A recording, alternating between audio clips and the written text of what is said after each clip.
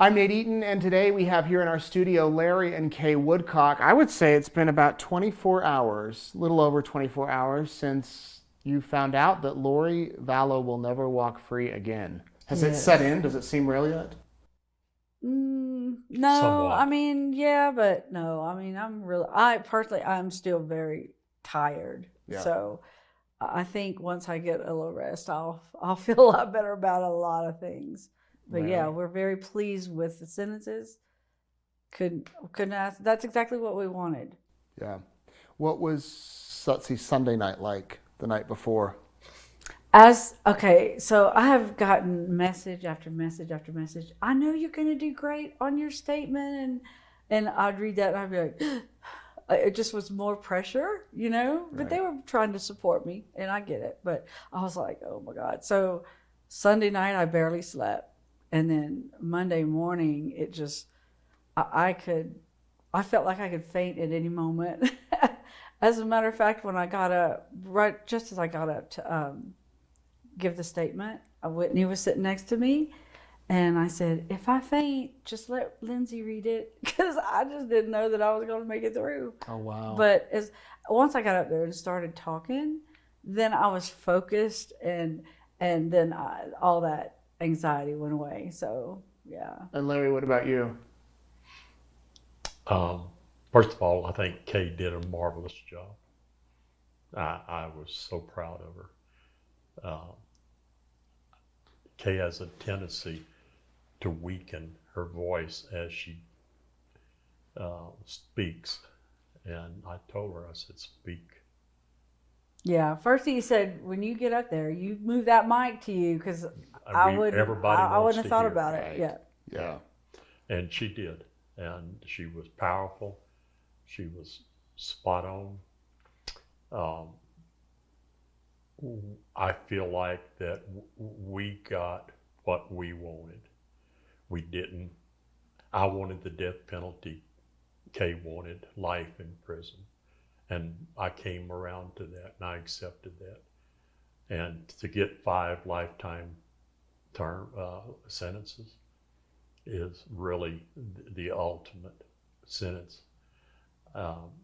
She knows she will be in prison the rest of her life. She will die in prison. She will probably be carried out in a body bag. And that's what she deserves. I never believed any of her statements.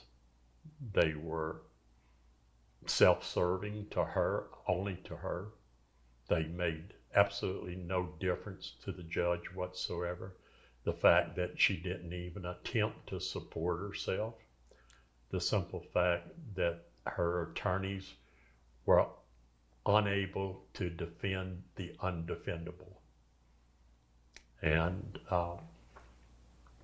I think the sentence was a true and righteous sentence.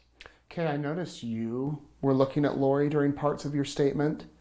She never looked at you, though, right? She did not. Did you want her to? I absolutely did. That's why I kept looking at her.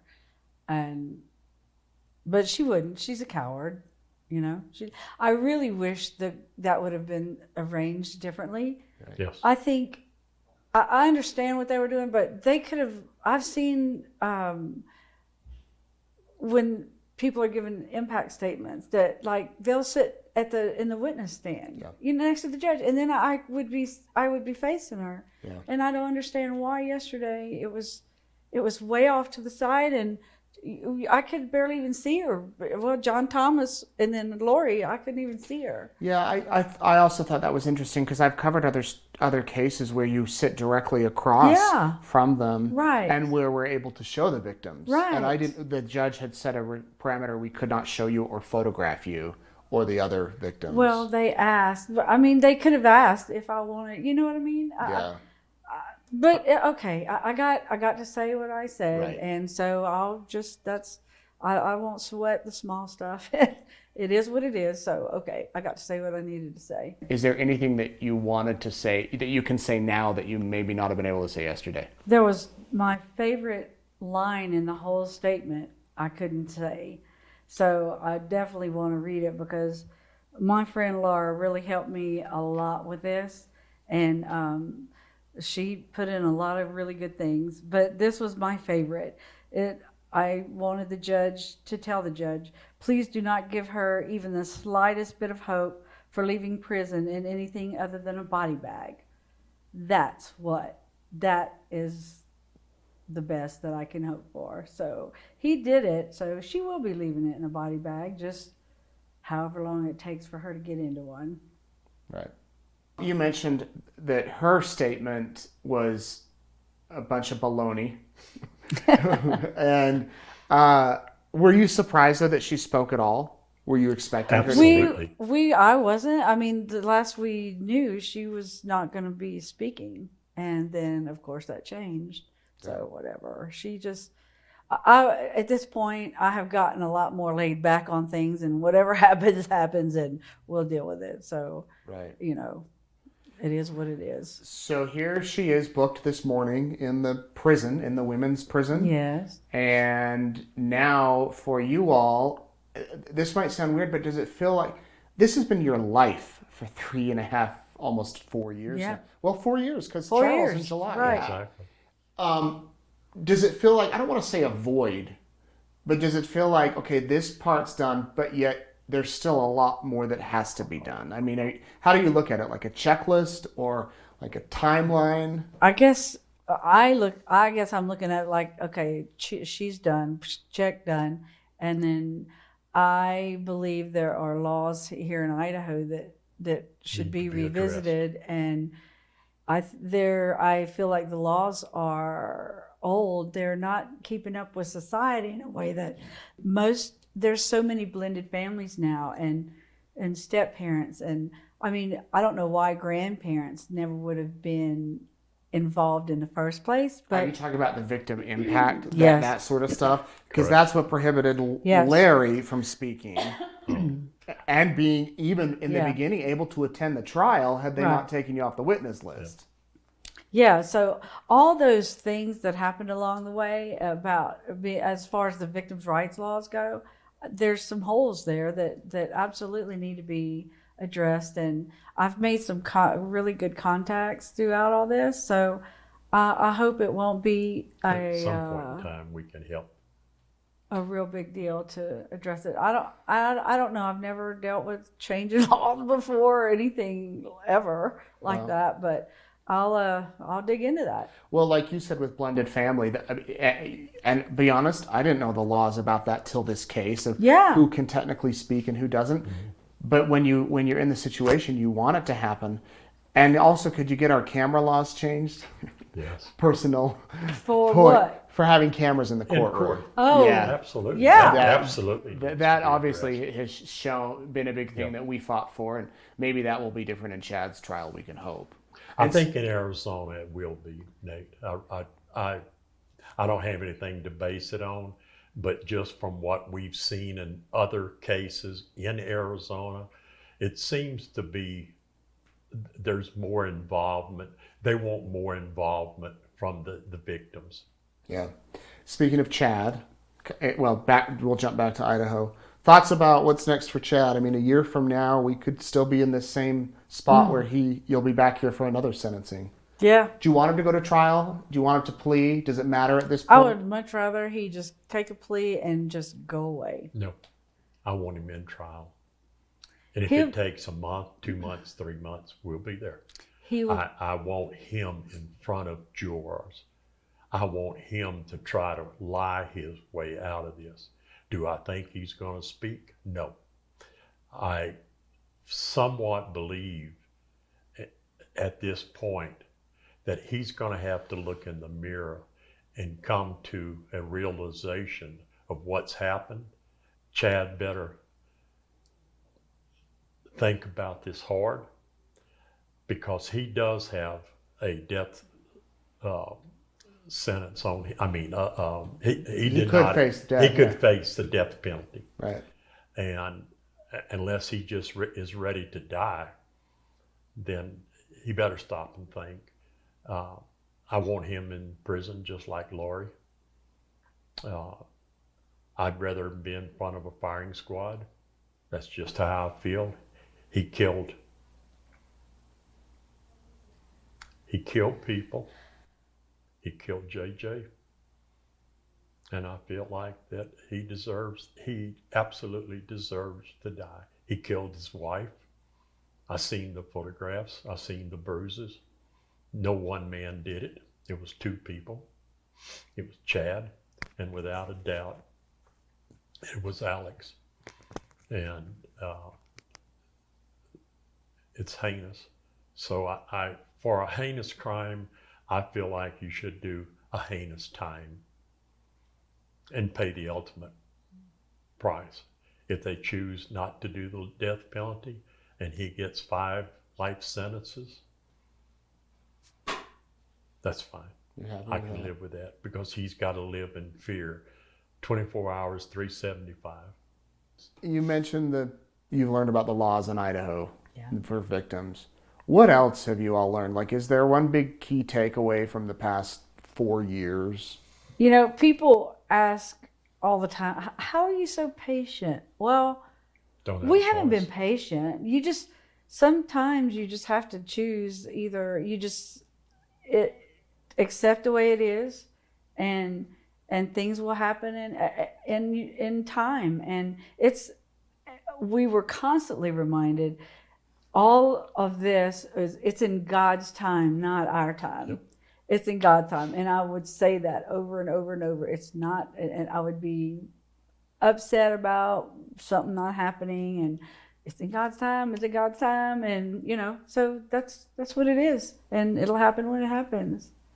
So you just have to, unless you want to just eat your insides out, you accept it and wait.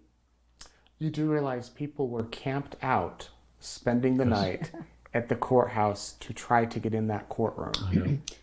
There was a couple from New York Yeah. that came just for this, and I was so glad to see him in the courtroom yesterday. He Yeah. waved at us when we walked in. Yeah, I think I saw him give you a Wonderful. hug at one point. Yeah, Wonderful, and then I talked to him. wonderful Yeah. I just have, I have a ton of respect for him. Yeah. And you could feel the love that they were sharing. And they have an autistic child. Yeah. They understand it. And it meant a lot for them. And so we're friends now, Yeah. you know. But I would imagine there's so many people just like that for the past 4 years that have, It's sent amazing. pictures and books and things. The words of encouragement, the words, the prayers they sent is just, it's amazing. I